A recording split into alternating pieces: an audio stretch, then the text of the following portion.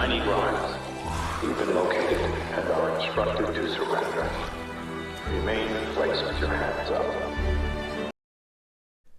My God, how do you even begin to discuss something as monumental as this? A staple of the horror genre for over 10 years that has graced our screens with gory encounters, gripping character plots and, majority of the time, compelling writing that draws back to the question of what would you do to survive. What do you do? What do you do? At the heart of this series and the comics, there were those central characters that you became invested in and felt a sense of connection with, likely because you'd read or watched them for so long, but often because there was someone amongst that group that you could personally connect with. Because we're connected. The basis of this episode was about family and the bonds we make along the way, as the rest of the season was about what separates us. The old world isn't destined for a revival, as it needs to die in the past for those that remain to persevere. Be gone, before somebody drops a house on you. This was certainly what I took from the episode, but what we get in the final moments is a stark reminder of the impending threat that looms overhead for our protagonists that try to draw the world back into what it used to be. There was a large question mark hanging over this episode as to whether it could deliver a cathartic ending that would be deserving of a series that has run as long as this one. It admittedly did have a lot to juggle, and even with a more refined cast of characters entering this final season, and removing a few along the way like Gage and Alden, there was still a fair amount to deliver a resolution for in the end. I have a package for you. Now, admittedly, we didn't need anything lengthy regarding Daryl, Negan and Maggie, though we still did, and it was amazing, given that we had those possibilities revealed to us as to whether or not they were going to make it earlier this year. But what would become of the remaining heroes? Well, quite simply, what you'd expect. There's no easy way in which to synthesize a cure for the planet at this point, as things are too far removed, and likely those that did survive of any scientific or technological prowess are probably dead. Which leaves a new generation that wouldn't know any better and will simply continue to live on as if the older world never existed at all. I don't think we're going to make it out of here alive. The remnants of the past in both technology and science likely won't resurface for a long time, not until the walkers have all been but destroyed. Let's not waste a second of time though and get straight into my thoughts for The Walking Dead's last ride. I'm not crying, you're crying! The relationships between our heroes were never more profound than in this episode, as likely, as I mentioned in previous episode reviews, because the cast were feeling the end of it as much as our characters were. The opening seconds, we're entering straight into Jules and Luke's deaths, hit quite heavily when you consider how far along these characters are in the timeline, and how much they've done to survive in the grueling state the world is now in. So to see someone you love, in the case of Jules for Luke, snatched from you, and then to lose yourself to this world in such quick succession, is not unique to this episode for sure, but likely feels more impactful due to this being the final minutes of a hellish ride for our protagonists. And credit to the actresses of Kelly, Connie, Yumiko and Magna, who sold the shit out of this scene with pure, raw emotion at Luke's passing. The looming threat of the episode was brought back to where it all began, with the walkers themselves. They once again felt dangerous to be around, not simply due to their numbers, but the overwhelming concern for which ones could climb or not.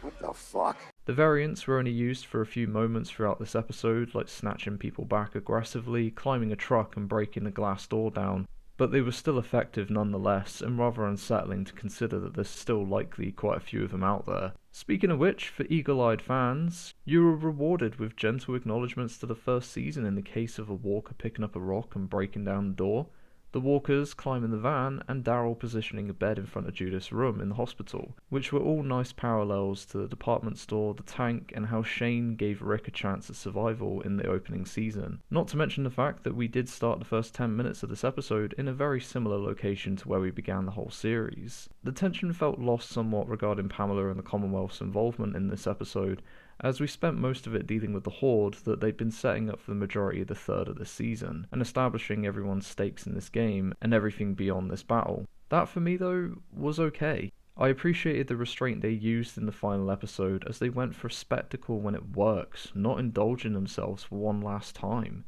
They've had seasons to do that.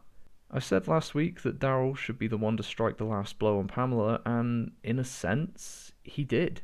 When it seemed like both Maggie and Negan and Mercer combined with the survivors were going to be the death of Pamela, they instead used peace. Daryl called her out on her bullshit and did a Rick, stating the old world never worked to begin with, so start fresh, and rather than giving her an easy way out, they did a Negan on her and threw her in prison and threw away the key. You get nothing! You lose! Good day, sir! Calling back Rick's decision somewhat, coming out the back of the All-Out War storyline and delivering on the new world that Carl and Rick wanted. We did receive 2 awesome segments in the takedown of Pamela though. In uniting the guards and survivors to take out the Horde, they threw together a rather large explosive on Pamela's home and the surrounding grounds to remotely detonate to the song of Cult of Personality. An excellent choice, might I add. I am the best in the world. And just before this, they brought back Hornsby for one nice visual reminder that the past is dead and has to stay that way. Alongside all this, we got some incredible character development with Negan and a reveal for Rosita. The former seeking to destroy Pamela to save Maggie and the others, as he's always looked at as the villain regardless of what he tries to do.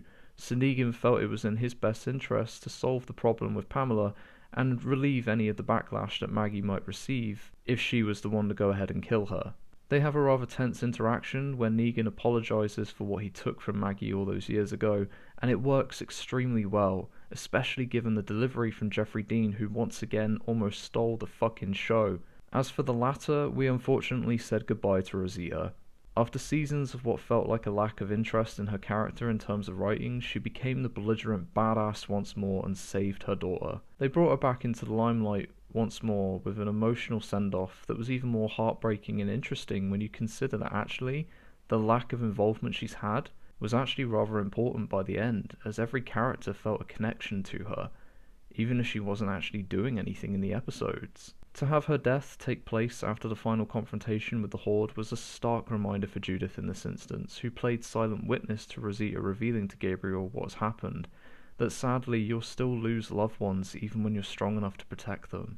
This episode certainly did rush a few plot points like Elijah and Jerry just finding themselves at the Commonwealth, and then Lydia and Aaron just leaving the van apparently.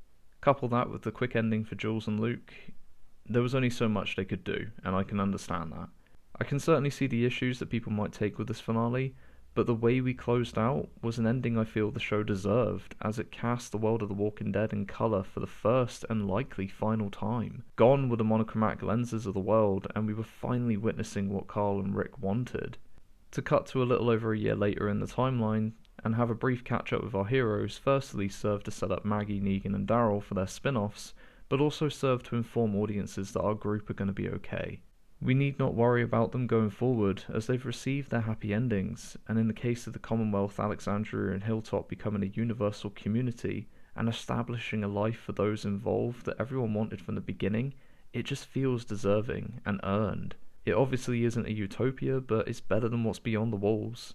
Nah! Nah! Nah! Don't look at me! But you're everywhere! Freak! Closing out the episode with Daryl's send-off, Maggie's suggestions and Negan's departure felt almost secondary when you see what we got last. Okay, it's happening. Everybody stay calm. What's the procedure, everyone? What's the procedure? Stay calm! We caught up with Rick and Michonne, who made unsurprising or surprising returns depending on how much you knew going into this, but returns that felt right to reunite fans with, as we're seemingly closing out the world of The Walking Dead with these two. They both delivered monologues with overlapping imagery that connects the dots as to where Rick has been, and offers up an explanation as to why Michonne has been able to find so many scattered items of his, as it would appear that Rick has been leaving breadcrumbs this whole time as he seemingly keeps escaping the clutches of the CRM. This is certainly a clunky way to connect the dots, but it at least connects it. And admittedly I was struggling to focus on the words through the mountain of tears on my face, as we were witnessing moments and characters in a montage from across the seasons during their monologue that played out beautifully to honour everything that came before it. And in the final seconds, I will admit we got something rather bizarre. Michonne discovers a massive horde of walkers over a hill and just charges into it. What did he say? Seriously, you guys? The fuck? But the final seconds of the episode went to Rick, as they absolutely should have, who was discovered by a CRM helicopter on a beachfront, seemingly overlooking Manhattan, though geography was never my point of interest in school, so if I am wrong, please inform me of where he actually is. But when they find him, they ask him to come quietly, and it seemingly comes across as though this isn't the first time he's done it.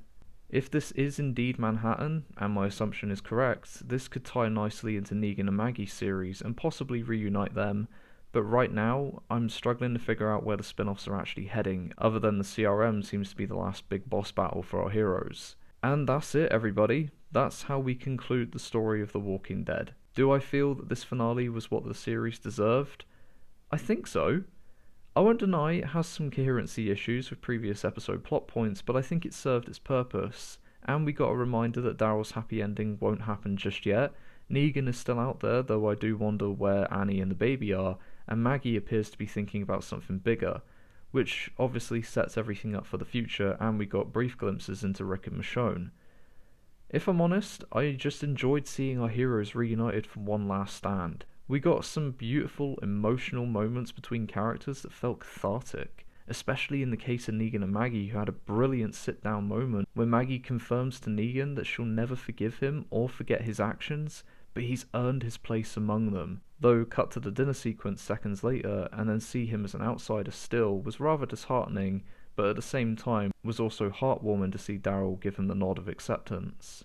So I'll take what I can from that. The losses weren't as great as I thought they might have been for this last big blowout, but they didn't need to be. What we saw worked for the tone of the episode and dealt a great deal more of weight to the hearts of our characters without feeling excessive or bloated, and therefore was far more impactful and meaningful. I'm gonna miss this series for sure, and as I stated last week, it was the very show that introduced me properly to the horror and zombie genres. And of course, we've still got the spin-offs, but there's a part of me that wished we could have seen all of this culminate together, to have that one image of all of our heroes back together one last time. Though admittedly the blow is softened somewhat when you consider that Jeffrey D. Morgan is going to be leading his own series.